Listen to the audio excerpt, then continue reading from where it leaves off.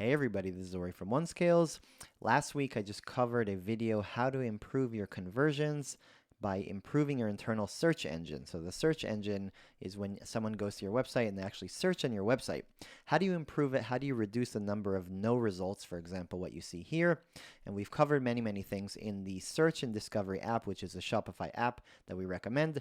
There are third-party apps that you can pay for, like Algolia, that are really good as well, but this is the free one. It's part of Shopify and it has a lot of great things, so I'll link up the video. What I did talk about and what I wanted to show right now is something called semantic search. I recommend for you guys to turn it on no matter what. And I'll explain in this short video what it is, very simply put.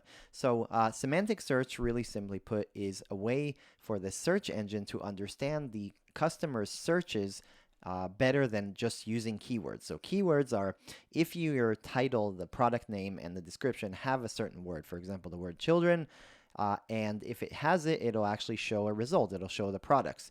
Now, a lot of people now are searching more complex searches, for example, sentences or some descriptions or things that are similar to. So what semantic search does is it uses machine learning to understand the query, what people are searching for, and actually give better results and reduce the amount of searches leading to no results, right? So it's actually understanding what people are searching for better, trying to give you better results. So if you've reviewed that video or not, what we strongly recommend is to use the Search and Discovery app. It's a Shopify made app by Shopify, not a third party. And there's a lot of things we'll link in the other video. But the best thing you can do, very simply put, is go to settings and turn on semantic search, really simply put. So for example, for this term that I searched with semantic search turned off, basically the regular search engine that all of you have, there are no results.